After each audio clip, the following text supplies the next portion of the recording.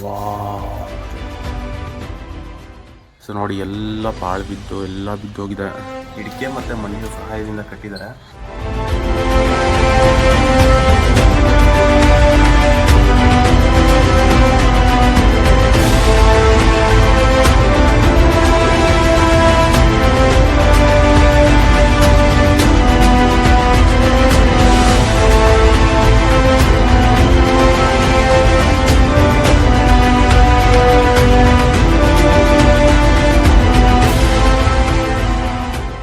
Video ನೋಡ್ತಿರ್ತಕ್ಕಂಥ ಪ್ರತಿಯೊಬ್ಬರಿಗೂ ಸ್ವಾಗತ ಸುಸ್ವಾಗತ. ಇವತ್ತು ನಾವು ಹೋಗ್ತಿರ್ತಕ್ಕಂಥ ಟೆಂಪಲ್ ಬಂದ್ಬಿಟ್ಟು ಶ್ರೀ ಭೋಗನಂದೀಶ್ವರ ಸ್ವಾಮಿ ಟೆಂಪಲ್ ಅಂತ. ಇದರ ಒಂದು ಸ್ಟ್ರಕ್ಚರ್ ಯಾವ ಥರ ಇದೆ, ಇದರ ಒಂದು ಬ್ಯಾಕ್ಗ್ರೌಂಡ್ ಹಿಸ್ಟ್ರಿ ಏನಿದೆ, ಪ್ರತಿಯೊಂದನ್ನು ನಾವು ತೋರಿಸ್ತೀವಿ. ವಿಡಿಯೋನ ಎಲ್ಲೂ ಸ್ಕಿಪ್ ಮಾಡಿದ್ರೆ ಕೊನೆವರೆಗೂ ನೋಡಿ ಅಂತ ಹೇಳ್ತಾ ಇವತ್ತಿನ ವಿಡಿಯೋನ ಸ್ಟಾರ್ಟ್ ಮಾಡೋಣ ಬನ್ನಿ. ಶ್ರೀ ಭೋಗನಂದೇಶ್ವರ ಸ್ವಾಮಿ ಟೆಂಪಲ್ ಲೊಕೇಟ್ ಆಗಿರೋದು ಚಿಕ್ಕಬಳ್ಳಾಪುರದ ನಂದಿಯಲ್ಲಿ. ಈ ಟೆಂಪಲ್ಲು ಬೆಂಗಳೂರಿಂದ ಜಸ್ಟ್ 55 ಕಿಲೋಮೀಟರ್ಸ್ ಆಗುತ್ತೆ. ಈ ಟೆಂಪಲ್ಗೆ ನೀವೇನಾದರೂ ಬರಬೇಕು ಅಂತ ಅಂದ್ಕೊಂಡಿದ್ರೆ ಮಾರ್ನಿಂಗ್ ಟೈಮ್ ಇಲ್ಲಾಂದರೆ ಈವ್ನಿಂಗ್ ಟೈಮ್ ಬಂದು ವಿಸಿಟ್ ಮಾಡಿ. ಯಾಕೆಂದರೆ ಕ್ರೌಡ್ ಕೂಡ ತುಂಬ ಕಮ್ಮಿ ಇರುತ್ತೆ, ಹಾಗೂ ನೀವು ಬೆಸ್ಟ್ ಫೋಟೋಸ್ನ ಹಾಗೂ ಈ ಟೆಂಪಲ್ನ ಒಂದು ಒಳ್ಳೆಯ ವ್ಯೂನ ನೀವು ಎಕ್ಸ್ಪ್ಲೋರ್ ಮಾಡ್ಬೋದು. ದಕ್ಷಿಣ ಕರ್ನಾಟಕದ ಪೂರ್ವ ಭಾಗದ ಇತಿಹಾಸವು ಅತ್ಯಂತ ಪ್ರಾಚೀನ ಕಾಲಕ್ಕೆ ಸೇರಿರ್ತಕ್ಕಂಥದ್ದಾಗಿರುತ್ತೆ. ಈ ಪ್ರದೇಶವನ್ನು ರಾಷ್ಟ್ರಕೂಟರು ಹಾಗೆ ಗಂಗಾವಂಶದವರು ಆಳ್ವಿಕೆ ಮಾಡ್ತಿರ್ತಾರೆ. ಅದಾದ ನಂತರ 8ನೇ ಶತಮಾನದಲ್ಲಿ ನೊಲಂಬರು ಇಲ್ಲಿ ಆಳ್ವಿಕೆಯನ್ನು ನಡೆಸ್ತಾರೆ. ಕ್ರಿಸ್ತಶಕ 860 ಮತ್ತು 895 ಸಮಯದಲ್ಲಿ ಮೊದಲನೆಯ ಮಹೇಂದ್ರ ಬಾಣರನ್ನು ಸೋಲಿಸಿ ಇಲ್ಲಿ ಇದನ್ನು ಅಭಿವೃದ್ಧಿಪಡಿಸ್ತಾನೆ. ನಂತರ ನೊಲಂಬ ನಾರಾಯಣೇಶ್ವರ ಎಂಬ ದೇವಾಲಯವನ್ನು ನಿರ್ಮಿಸ್ತಾರೆ. ಭೋಗನಂದೀಶ್ವರ ಹಾಗೂ ಅರುಣಾಚಲೇಶ್ವರ ದೇವಾಲಯಗಳು 9 ಹಾಗೂ 10ನೇ ಶತಮಾನದಲ್ಲಿ ನಿರ್ಮಾಣವಾಗಿದೆ ಎಂದು ತಿಳಿಸಲ್ಪಟ್ಟಿದೆ. ಈ ಟೆಂಪಲ್ನ ಕೆತ್ತನೆ ಅಂತೂ ಬಹಳ ಅದ್ಭುತವಾಗಿದೆ. ನೋಡೋಕ್ಕಂತೂ 2 ಕಣ್ಣೇ ಸಾಕಾಗ್ತಿಲ್ಲ. ಪ್ರತಿಯೊಂದು ಕಂಬನೂ ಎಷ್ಟು ಚೆನ್ನಾಗಿ ಕೆತ್ತಿದ್ದಾರೆ ಅಂದರೆ ಸೊ ನಿಜಕ್ಕೂ ತುಂಬ ಚೆನ್ನಾಗಿದೆ. ನೀವು ನೋಡ್ತಾ ಇದ್ದೀರಲ್ಲ ನೋಡಿ, ನಿಯರ್ ಬೈ ಚಿಕ್ಕಬಳ್ಳಾಪುರದಲ್ಲೇ ಈ ಥರ ಒಂದು ಟೆಂಪಲ್ ಇದೆ. ಭಾಳ ಅದ್ಭುತವಾಗಿ ಕೆತ್ತನೆ ಮಾಡಿದ್ದಾರೆ ಆಗಿನ ಕಾಲದಲ್ಲಿ.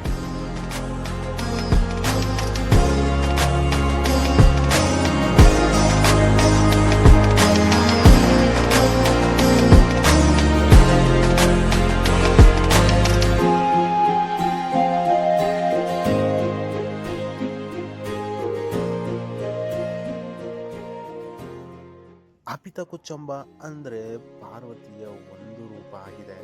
ಶಿವ ಪಾರ್ವತಿ ಒಂದೇ ಶಕ್ತಿಯನ್ನು ನಂಬಲಾಗಿದೆ.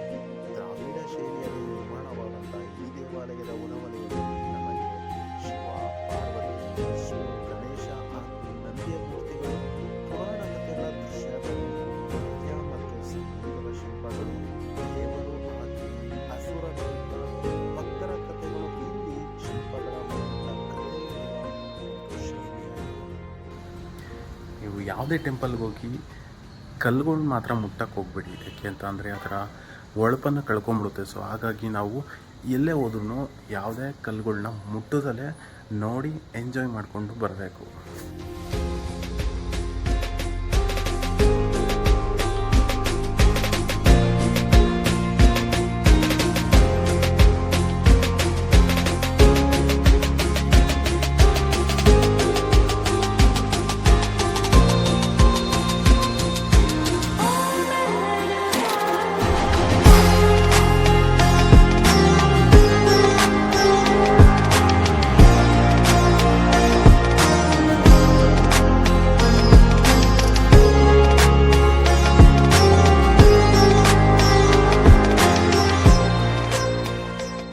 ಈಗ ನೀವೇನು ನೋಡ್ತಾ ಇದ್ದೀರಾ, ಈ ಬಾವಿ ದೇವಾಲಯದ ನಿರ್ಮಾಣದ ಸಮಯದಲ್ಲಿ ಕಟ್ಟಿರ್ತಕ್ಕಂಥದ್ದು. ಹಾಗೂ ಅಂದಿನ ಕಾಲದ ರಾಜರು ದೇವಾಲಯಗಳ ಜೊತೆ ಈ ಥರ ನೀರಿನ ವ್ಯವಸ್ಥೆಗಳನ್ನೂ ಮಾಡಿರ್ತಾರೆ. ಇದು ನೈಸರ್ಗಿಕ ನೀರಿನ ಮೂಲದ ಜೊತೆ ಸಂಪರ್ಕವನ್ನು ಹೊಂದಿದೆ.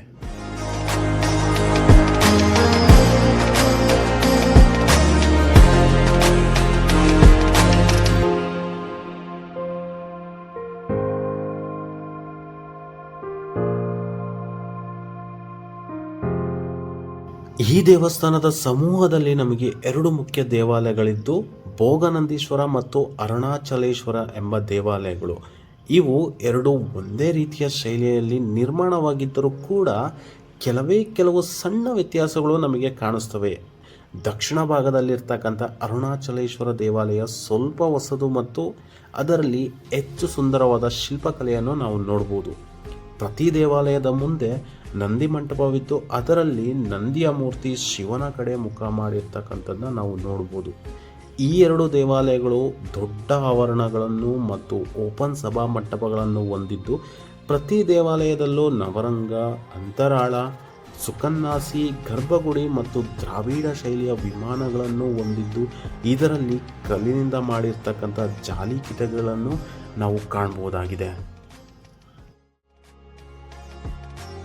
ಈ ಎರಡು ದೇವಾಲಯಗಳ ಮಧ್ಯೆ ಒಂದು ಚಿಕ್ಕ ದೇವಾಲಯ ಇದ್ದು ಇದನ್ನು ಉಮಾಮಹೇಶ್ವರ ದೇವಾಲಯ ಅಂತ ಕರೀತಾರೆ. ಇಲ್ಲಿ ಸುಂದರವಾದ ಕಲ್ಲಿನ ಕಂಬಗಳಿಂದ ನಿರ್ಮಾಣವಾದ ಕಲ್ಯಾಣ ಮಂಟಪವಿದ್ದು ಶಿವ, ಪಾರ್ವತಿ, ಬ್ರಹ್ಮ ಸರಸ್ವತಿ, ವಿಷ್ಣು ಲಕ್ಷ್ಮಿ ಹಾಗೂ ಅಗ್ನಿದೇವರ ಶಿಲ್ಪವನ್ನು ನಾವಿಲ್ಲಿ ನೋಡ್ಬೋದು. ಈಗ ನೋಡ್ತಿರ್ತಕ್ಕಂಥದ್ದು ಭೋಗನಂದೀಶ್ವರ ಸ್ವಾಮಿಯ ಸನ್ನಿಧಿ. ಇದರ ಒಳಗಿನ ಆವರಣದ ಕೆತ್ತನೆಯ ಶೈಲಿಯು ನಿಜಕ್ಕೂ ಮನ ಮೆಚ್ಚುವ ಆಗಿದೆ ಹಾಗೂ ಪ್ರತಿ ಕಂಬಗಳ ಕೆತ್ತನೆಯು ಅದ್ಭುತ ಶೈಲಿಯಲ್ಲಿದೆ.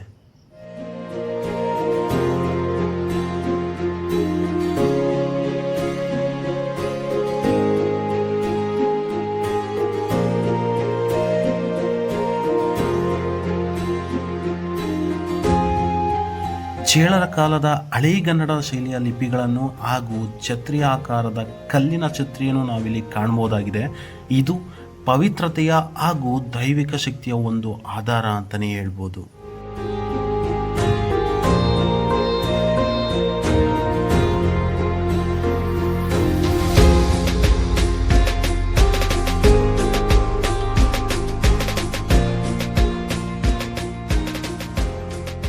ನೋಡಿ, ಅದು ಟೆಂಪಲ್ಗೆ ಹೋಗ್ತಕ್ಕಂಥ ಎಂಟ್ರೆನ್ಸು.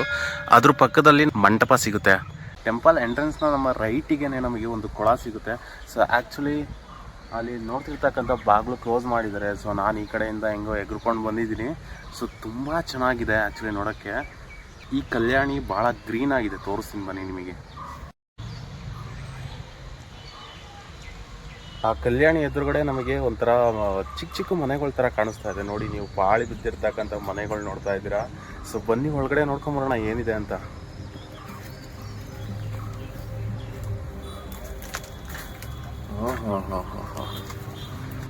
ಹಳೇ ಮನೆಗಳು ಪಾಳು ಬಿದ್ದಿರ್ತಕ್ಕಂಥ ಮನೆ ಇದು ಅನಿಸುತ್ತೆ.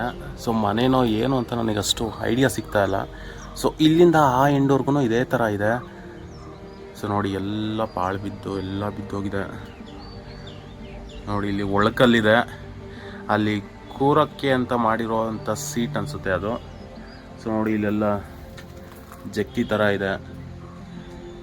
ಕಿಟಕಿ, ಆಗಿನ ಕಾಲದ್ದು ಕಿಟಕಿಗಳಿವೆಲ್ಲ. ಇಲ್ಲಿಂದ ಎಲ್ಲ ಓಪನ್ ವಿಂಡೋಸು. ನೋಡಿ, ಎಲ್ಲ ಪಾಳು ಬಿದ್ದು ಹೋಗ್ಬಿಟ್ಟಿದೆ. ಮಂಟಪ ಥರ ಕಟ್ಟಿಬಿಟ್ಟು ಅದ್ರ ಸರೌಂಡಿಂಗು ಗೋಡೆಗಳನ್ನೆಲ್ಲ ಮಣ್ಣು ಮತ್ತು ಇಟ್ಟಿಗೆನ ಯೂಸ್ ಮಾಡಿ ಕಟ್ಟಿದ್ದಾರೆ. ತುಂಬ ಚೆನ್ನಾಗಿದೆ. ಬಟ್ ಎಲ್ಲ ಹಾಳಾಗೋಗಿದೆ. ನೋಡಿ, ಇದು ಔಟ್ಸೈಡು. ನಾವು ಅಲ್ಲೇ ಒಳಗಡೆ ಇದ್ದೀವಿ. ಸೊ ಈ ಪಾತ್ವೆಯಿಂದ ಜನ ಹೋಗ್ತಾರೆ. ತುಂಬ ಚೆನ್ನಾಗಿದೆಯಪ್ಪ. ಬಟ್ ಎಲ್ಲ ಪಾಳು ಬಿದ್ದುಬಿಟ್ಟಿದೆ. ಈ ಥರ ಹಳೆ ಪಾಳು ಬಿದ್ದಿರ್ತಕ್ಕಂಥ ಒಂದು ಪ್ಲೇಸ್ನ ಎಕ್ಸ್ಪ್ಲೋರ್ ಮಾಡೋದು ಅಂದರೆ ನನಗೆ ಬಹಳ ಇಷ್ಟ. ಈ ಥರದ್ದೇ ನಾನು ಭಾಳ ಇಷ್ಟಪಡೋದು.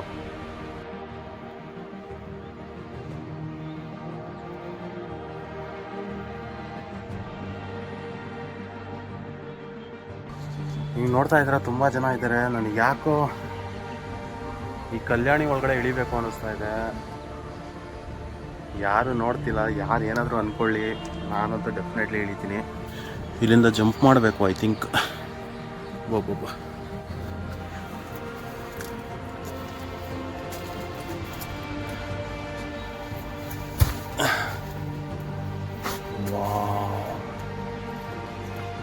ಅಮೇಜಿಂಗ್, ತುಂಬ ಚೆನ್ನಾಗಿದೆ. ಯಾರು ಬಂದಿಲ್ಲ ನೋಡಿ.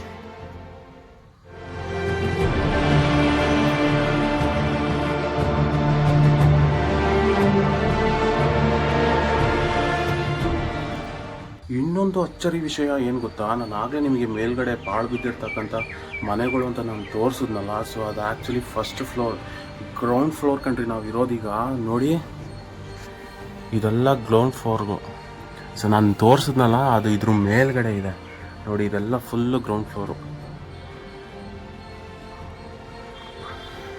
ನಾನು ಆಗಲೇ ಇಳಿದು ಬಂದಲ್ಲ, ಇದೇ ಜಾಗ ನೋಡಿ. ಸೊ ಮತ್ತೆ ಹತ್ಬಿಟ್ಟು ವಾಪಸ್ ಹೋಗೋಣ ಬನ್ನಿ.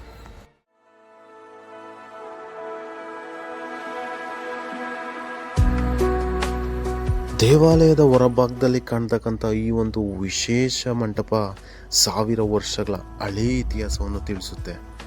ಕಾಲದ ಹೊಡೆತ, ಯುದ್ಧಗಳು ಮತ್ತು ಪ್ರಕೃತಿ ಹಾನಿಯಿಂದ ಈ ಭಾಗ ಕುಸಿದಿದ್ದರೂ ಕೂಡ ಇಲ್ಲಿನ ಒಂದು ಪ್ರತಿಯೊಂದು ಕಲ್ಲು ಕೂಡ ಪ್ರಾಚೀನ ಕರ್ನಾಟಕದ ವೈಭವವನ್ನು ಇನ್ನೂ ಜೀವಂತವಾಗಿಟ್ಟಿದೆ.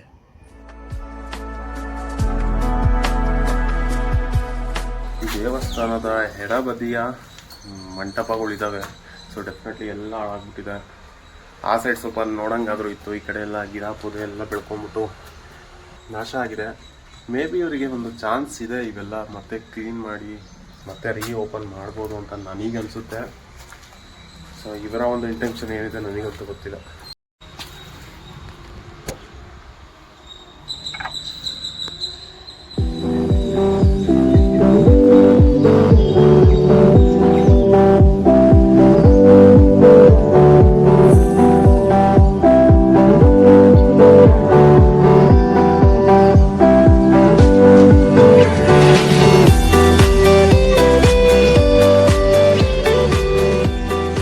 ಟೆಂಪಲ್ನ ಎಂಟ್ರೆನ್ಸಲ್ಲೇ ನಮಗೆ ಚೌಕಾಕಾರವಾಗಿ ನಮಗೆ ಮಂಟಪಗಳು ಕಾಣಿಸ್ತವೆ ನೋಡಿ. ಈ ಮೂಲೆಯಿಂದ ಆ ಮೂಲೆವರೆಗೂ ನಮಗೆ ಕಂಪ್ಲೀಟ್ ಮಂಟಪಗಳು ಕಾಣಿಸ್ತವೆ. ಸೊ ನೀವು ನೋಡ್ತಾ ಇದ್ದೀರಲ್ಲ ನೋಡಿ, ಈ ಕಡೆ ನೋಡಿ, ಆ ಸೈಡು ಮತ್ತು ಆ ಸೈಡು ಕಂಪ್ಲೀಟು ಮಂಟಪಗಳಿದೆ. ಸೊ ಮಧ್ಯದಲ್ಲಿ ನಮಗೆ ಪಾರ್ಕ್ ಥರ ಮಾಡಿದ್ದಾರೆ. ಸೊ ಮತ್ತು ಇಲ್ಲೊಂದು ಕೊಳನೂ ನಮಗೆ ಕಾಣಿಸುತ್ತೆ.